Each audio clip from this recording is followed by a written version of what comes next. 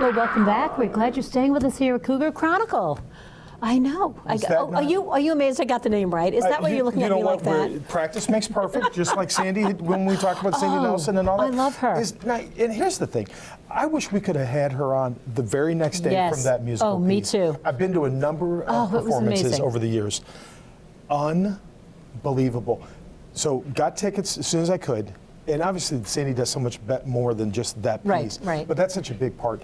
But I will tell you, to have the attention of a 7- and 8-year-old, undivided for that amount of time, and not wanting to leave their seats in intermission, something's got to be going right. And my 65-year-old husband stayed awake. Oh, okay.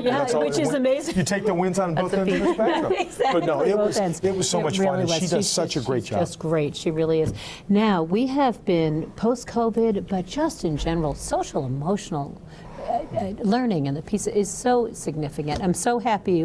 Our next guest, I'm really proud to bring in, as I am all of our guests. We hopefully people are continuing to see the quality of human beings that we have in these roles, set apart from their skill sets. And so these are always fun. Big personality people, which, as you can imagine, I enjoy that too. Hopefully that'll resonate on camera. We'll figure that out here in a second. But one of the things that we have is we talk a lot with our staff about the idea that we have to Maslow before we bloom. We have to make sure that the base needs of our kids and our families are being met, so that way that it removes the barriers for learning. How can you learn when you're sad or hungry or angry? And districts have had to step up. Again, we talked last episode about unfunded mandates and things that get in the way of some of those pieces. And so I wanted these ladies. They're 2 of 4 within the district, and hopefully we'll have a chance in the future to maybe bring everybody together. But just to talk about what our social workers do, it's such a valuable piece, and how that job is so important to not only our students but our families, because they transcend. They're the bridge between school and home in a lot of cases. And so how those things go. So Ms. Leanne Roux and Ms. Sam Palmer, thank you so much for being here. We're excited, even though you may not be. We appreciate it. We are here. We are here. The captive audience. That's right, exactly. Superintendent calls. So you heard kind of the intro, and the big piece there. Talk a little bit, if you will. What does, if I'm uninformed and I'm just hearing about the fact that the district has social workers, what does a school social worker do within a district? Yeah, so it's a broad answer, a broad question. The school social work role really is, like you said, it's a bridge between home and school, but it's also community. So I like to think of it as three tiers: working with the kids, working with the families, and then working with the community at large. And that can look a lot of different ways, and it's really an individualized role where we're talking with our teams at school, meeting with kids, connecting with families, and using a lens of self-determination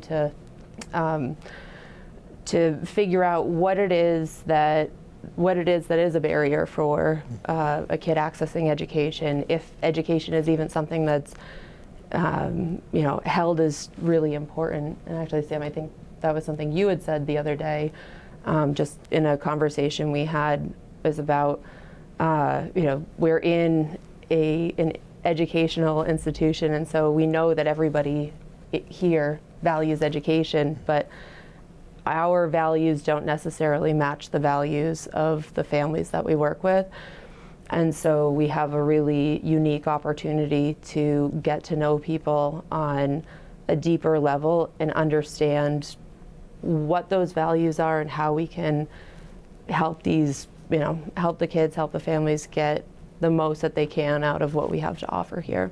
Sam, as you talk about the idea of that value of education, how do you go about trying to get families to understand that what we're doing here 5 days a week has opportunities? I mean, what are some of the ways that you're kind of combating that? Because you have kind of a dual role, obviously, at our high school, as a social worker, but then also a school-based counselor as well. So how does that look for you? Yeah, so I work at the high school, which is awesome. I love working with teenagers. Right? I know. Specialized crew. That was my wheelhouse. That was true. I do. So really, I think rather than me trying to inflict my values on them, I really try to understand where their values lie first, right? So instead of, assuming that, graduating and then going to 4-year college, like that's top priority. It's not always, and that's okay. And just really coming with the lens that like every family, every child, every parent's doing the best that they can with the, the skills and the knowledge that they have right now. So really trying to partner with families, like what is your goals and how can I help you get there, right? So it's not, it's not cookie cutter. It's not one size fits all. But that's nice to hear, because it's not, you're just not looking at just barriers, as we say, you're looking at reasons. You know, what are your priorities, right? And how can we best help you achieve what's important to you? Does that make sense? Yeah. And for your family?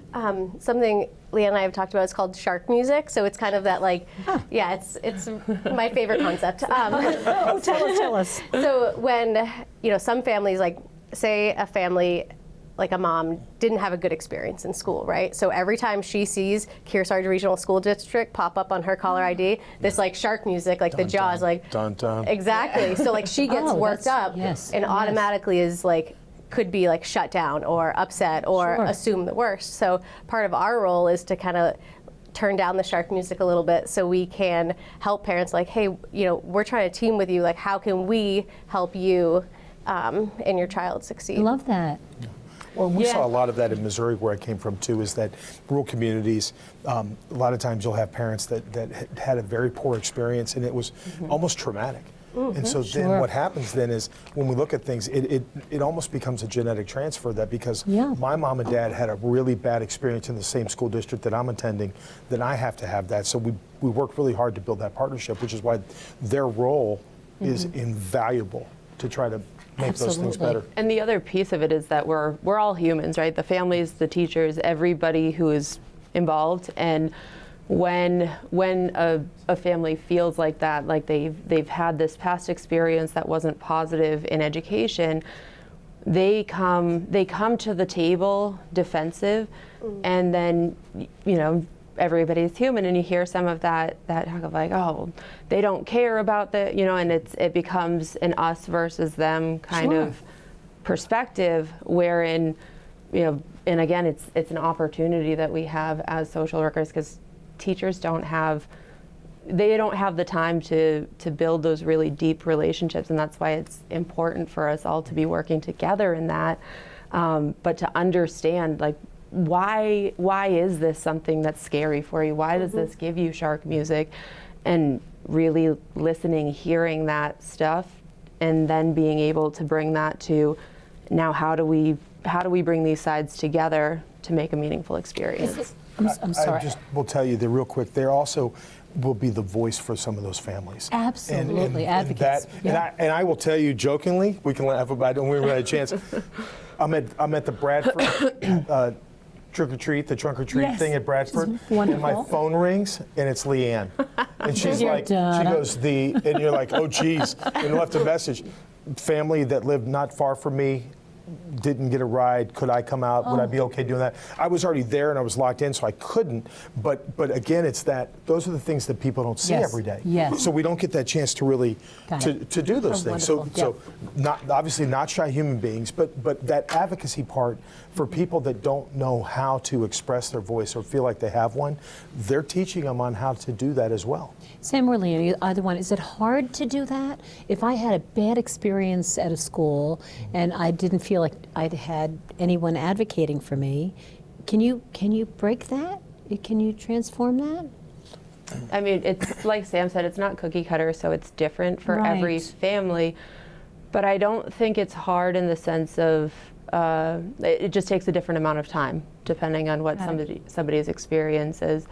But it and not coming to it with a goal in mind. You're not going to the table saying, I'm going to build this relationship so you care about school. I'm going to build this relationship and care about you as a person, understand what's, like Sam said, like what's important to you, and then how can we be creative with what's important to you to make a meaningful educational experience, which is like a ton of what Sam does with her kids at the high school. Because they're in that transitionary age where they're thinking about their futures and moving to the next step.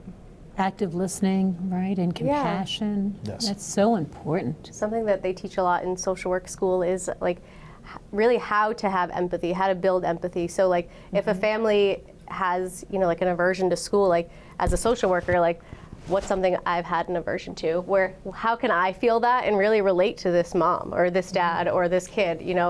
There's been times where I have felt not listened to at work, and so that could be how this kid feels in class, and how can I use my experience to really feel that and help relate to the kid. Like, yeah, that really is awful. Like, that does stink. And listen to the kids and the families, and really, like Leanne said, not go in with an agenda, just go in to help however we can. I want to applaud. I know, it's so amazing. I really do. And it transcends so much more than the family piece. Like, I want to brag on Sam for a moment, and I've told her this. So she, works at the high school. Sam they're also they're like the file cabinet of resources, the reminders that, Human Trafficking Awareness Month or the Mindful Monday pieces that she puts out are so vital and so valuable. And I think I've told you before that I have greatly appreciated those things, because there's things that I wouldn't have thought about. And just by engaging with some of those things, even if it's what's funny is, unfortunately, sometimes I got to really dig in the email, because you've got a really big, everything goes in the messaging. You got the bottom end, like who she is, and then the pictures of stuff. But the messaging that comes in there is so important and so valuable. And I just want you to know that personally appreciate greatly that you do that, and hope that you'll continue to do that. But that's the fun piece. Exactly. And we have about a minute left, but I have to thank you too. I went on your websites because I wanted to just see, and you really though send that information out. Yes. You had resources. I mean, everything from how to deal with finances as a family, and how to help my pet. It was amazing. Every resource you just gave us, you sent us to great lengths. So thank you for all you do. Last thing I'm going to ask you: family thinks they might need you. How do they get in touch with you? How do they engage? Well, I think there isn't really it's not uniform in all of the schools in the district, so that that could be an area of growth for us as a district. Typically, the model is that if it's a special ed kid, then it would come through a special ed meeting, families talking about something with their special ed team, and they say, well, that sounds like it might be social work. And then the other way through school is if the MTSS team, so the multi-tiered system of support, their team meets and says, hey, this kid is struggling, or this family is struggling, right? Like the family, an elementary thing that we encounter is a family struggling with getting their kid to school, or teachers struggling to get a family to the table to talk about the kid. Then they might pull me into an MTSS meeting and say, hey, this is kind of what we're seeing from this kid. Does this sound like social work? And then depending on who the family is and what other relationships they have in the school, it would either be a cold call or a warm handoff. I have another avenue. I had a community partner who I've worked really closely with, who was working with a parent, and she wasn't connected to me anyway, long story, but he reached out and said, hey, I know this parent, are you able to reach out to her? She would love to hear from you. And I said, absolutely. Yeah. Leanne, Sam, again, we do these segments, and we could stay here all day. Always. And we're getting all those motions from our producer saying, Yeah. Anyway, but thank you so much for joining us. Thank you. Yeah. And Thanks thank you for having everything us. you do for our kids every day. Oh, so grateful. So great to be on a team with you. Thank you. Appreciate it. That applause, we should be applauding. Yeah. Hey, I wonder if we'll be applauding in a bit when Michael Bissett comes in. He's going to be... He's coming in. We got his segment is Mythbusters. always fun, changing some things up. Yeah. And I think he's fired up and ready to roll. For a change. For what? Yes. No, he's so demure, but it'll be good. We're always excited to see him, have him in. I'm glad he's been a longtime staple with the show. I see that being as long as we're sitting together, we'll have those things rolling. But no, looking forward to having him on. We'll be back with Michael in just a moment here in Cougar Chronicle. Stay with us.